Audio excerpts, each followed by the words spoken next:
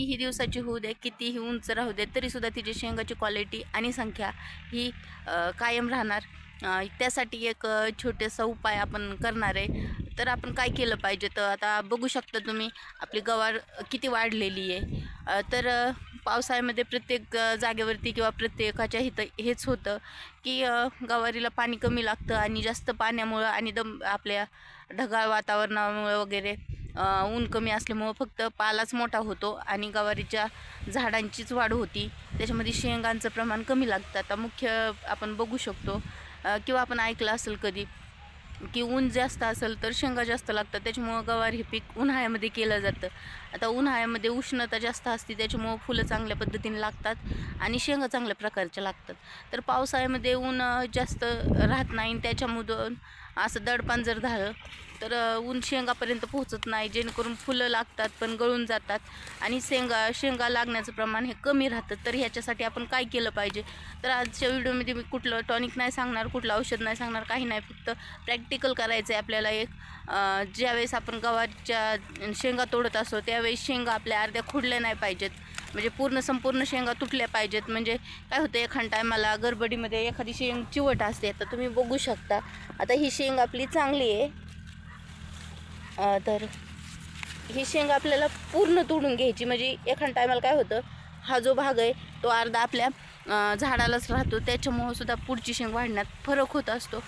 सोबतच त्याच्यामध्ये आपण त्या झाडाची सारणी केली पाहिजे, कारण पाला जर आपण डाहळत असेल तर नक्कीच त्याला पुढच्या वाढीसाठी थोडा सपोर्ट मिळत असतो, कारण तो पाला मनाने गळायला टाईम जात असतो, त्याच्यामध्ये जे आपला टाईम आहे तो जात असतो. तर ह्या गोष्टी टाळण्यासाठी आपण काय केलं पाहिजे ते व्हिडिओमध्ये बघणार आहे. गव्हाची तोडणी करत असतो त्यावेळेस अशी शेंगा जिथपर्यंत लागल्यात ना तिथपर्यंत पहिली ही पानं साळून घ्यायची. आता ही पानं खराब असते, त्याच्यामधून काय त्या झाडाला फायदा नाही. बघू शकता तुम्ही किती कीड आहे त्याच्यावरती. आणि वरच्या बाजूनी चांगलं दिसत असलं तरी खालच्या बाजूनी कधी पण पाणी चेक करून बघायचं. तर ही खराब पानं ह्याचा काय उपयोग होत नाही, पण ही तोडल्यामुळं फायदा असा होतो, एकतर ह्या शेंगाला हवा लागते, हवा लागल्यामुळे शेंगा लागतात, चांगल्या होतात आणि त्याच्यासोबत झाडाची वाढीमध्ये पण फरक होतो. झाड वरती म्हणजे या पानामध्ये जे बळ जायचं आहे ते डायरेक्ट या फांदीच्या मार्फत आपल्याला वरती जातं आणि वरच्या फुलांमध्ये चांगली सुधारणा होण्यामध्ये फरक दिसतो. सोबतच शेंड्याची वाढ चांगली राहते आणि त्या झाडाला एक थोडक्यात जास्त बळ म्हणतो आपण, ते चांगल्या पद्धतीने मिळतं. सोबतच या हे पानावरती जी कीड असते ती शेंगावरती येऊ नये याच्यासाठी सुद्धा हे महत्त्वाचं आहे. सोबतच पावसाळ्याच्या दिवसामध्ये शेंगाचं प्रमाण कमी असतं, त्याच्यामुळं त्याला हवा जास्तीत जास्त लागणं गरजेचं आहे. जास्त झाडं माजलेली असतात. आता तुम्ही बघू शकता आपल्याच प्लॉटमध्ये झाडं पावसाळ्याच्या दिवसामध्ये जास्त वाढलेली तर असतातच, ह्याच्यामध्ये हवा खेळती राहणं सगळ्यात महत्त्वाची गोष्ट असते. आता थोडी गवार असेल, एखादा सारा, तर त्याच्यामध्ये किंवा सरी असेल तर त्याच्यामध्ये हवा खेळती राहणं सोपं आहे. पण जर जास्त असेल तर त्याच्यामध्ये आपल्याला हे करावंच लागतं. तर अशा पद्धतीने आपण सगळी पानं साळून घेतली पाहिजेत. जिथपर्यंत खराब झाले तिथपर्यंत आपल्याला अंदाज येत असतो. जिथपर्यंत निबार शेंग आहे तिथपर्यंत पानं खराब झालेली असतात. आता हे खालच्या साईडने आपण बघू शकतो. आता हे पान चांगलं आहे, हे आपल्याला कट नाही करायचं, हे राहून द्यायचं आणि ह्या शेंगा तोडल्याच्या नंतर कट करायचं. म्हणजे दरवेळेस आपल्याला अशा पद्धतीने पाला साळणं गरजेचं आहे.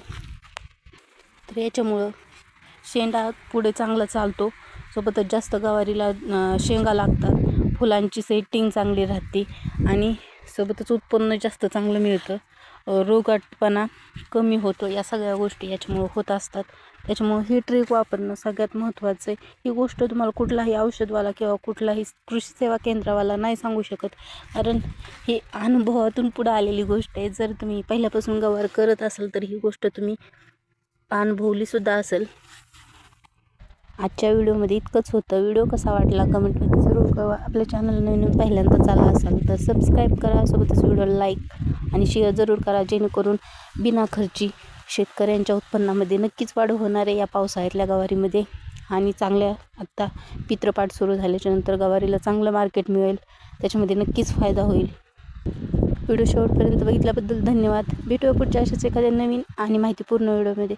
त्यापूर्वी जर तुम्ही गवारीचं उत्पन्न घेत असाल तर ही पद्धत तुम्ही वापरता का ते कमेंटमध्ये कळवा. आणि वापरत नसाल तर 100% एकदा वापरून बघा, नक्कीच रिझल्ट मिळेल. आणि रिझल्ट मिळाल्याच्या नंतर कमेंट करून सांगा की तुम्हाला ही गोष्ट कशी वाटली. धन्यवाद.